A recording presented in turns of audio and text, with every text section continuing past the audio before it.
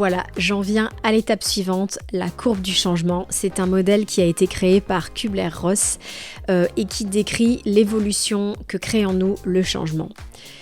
Évidemment, quand on est en phase de reconversion professionnelle, quand on cherche à trouver sa voie, quand on cherche à se mettre à son compte, ça bouleverse et c'est vraiment synonyme de changement.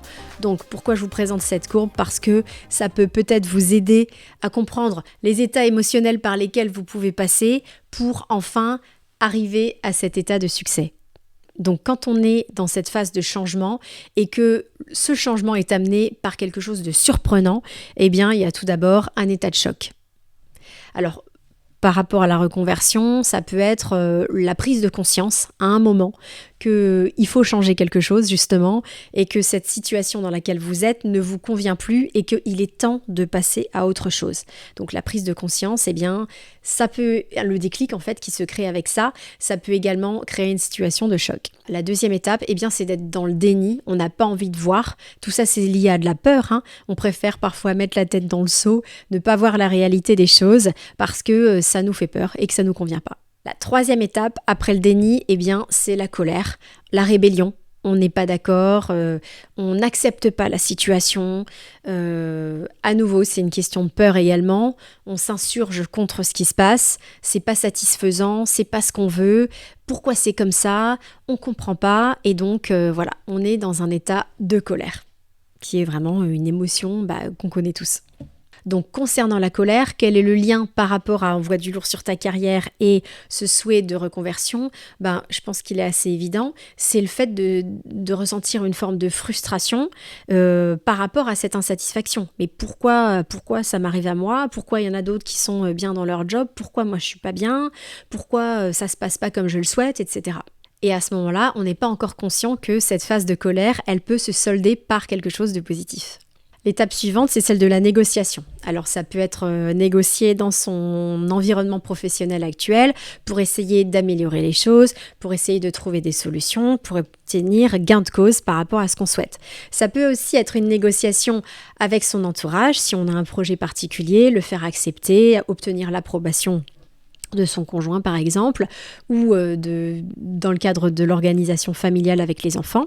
Ça peut aussi être une négociation avec soi-même. C'est-à-dire, une réflexion personnelle comme vous êtes en train de la mener actuellement pour trouver des solutions et envisager d'autres possibilités. Mais on se rend compte que c'est pas si simple que ça et l'étape suivante, eh bien, c'est la dépression ou disons la déprime. C'est peut-être pas toujours aussi excessif que la dépression, heureusement, mais on passe dans des phases de découragement où on n'y voit pas clair, où on sait pas exactement ce qui va se passer, on voit pas d'issue, c'est déprimant et voilà, on est un petit peu au creux de la vague. La phase d'après, c'est l'acceptation. Ok, là vraiment, je prends conscience que je suis pas bien dans mon job, que je peux pas rester comme ça, qu'il faut changer quelque chose. Je l'accepte. Je sais pas encore comment ça va se passer, je sais pas encore quelles sont les solutions, mais j'accepte ce que je vis. Et là, on va pouvoir entrer dans une phase ascendante, une fois qu'on est passé par toutes ces étapes d'émotions désagréables. Encore une fois, j'aime pas parler d'émotions négatives, mais plutôt d'émotions désagréables. Les émotions ont toute une fonction, tout un rôle, et donc même la colère, même la négociation, même la déprime ont quelque chose à nous apporter.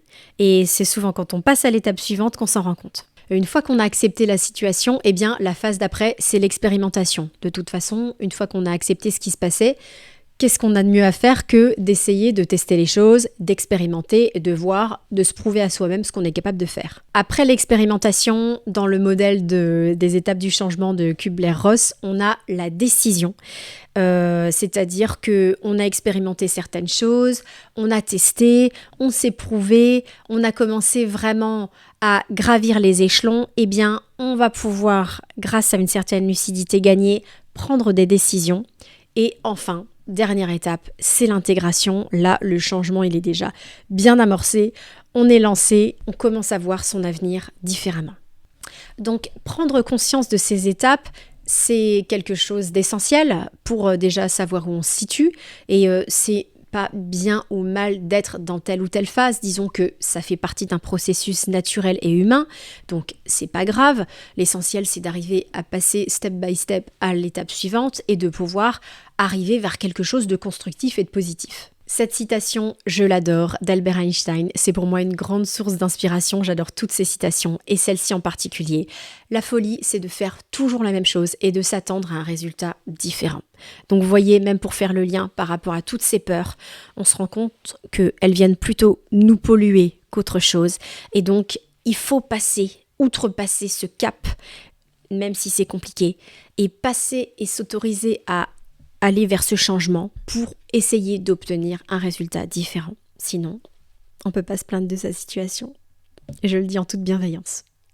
Autre chose aussi, petit clin d'œil, it's okay not to be okay. Pourquoi ? Parce que, comme toute phase de changement, il y a quelque chose de perturbant. On sait que on va traverser des situations inconfortables. C'est un petit peu, ça bouscule, on perd nos repères. Parce que qui dit changement dit perte de repères, une routine qui est un petit peu ébranlée, voilà, il y a des tas de choses qui changent dans notre quotidien. Donc, le fait d'accepter qu'on ne soit pas toujours au top, que voilà, on traverse des émotions qui ne sont pas toujours très cool, pas toujours très agréables, ça fait partie de la mutation, ça fait partie du changement. Vous voyez, on cite souvent un petit enfant qui va apprendre à marcher, il va tomber combien de fois ? Il va tomber des milliers de fois avant de pouvoir tenir sur ses deux jambes et d'aller marcher. Donc ça fait partie de l'expérience. La reconversion professionnelle ou trouver son orientation, c'est une expérience. C'est une expérience de vie comme une autre. Et on n'est plus dans ces schémas où tout était figé pour la vie. Je veux dire, il y a des gens qui font toute une carrière dans une même entreprise ou dans un même métier. Il n'y a pas de problème, chacun fait exactement comme il le sent, c'est pas ni bien ni mal, mais simplement aujourd'hui on est quand même dans une génération où les choses mutent beaucoup plus facilement, les choses changent, évoluent, et donc ça fait partie aussi de ce changement et de cette acceptation. Et forcément, plus il y a de changements, plus on est un petit peu bouleversé, un petit peu chahuté, voilà. Mais c'est pour du meilleur après.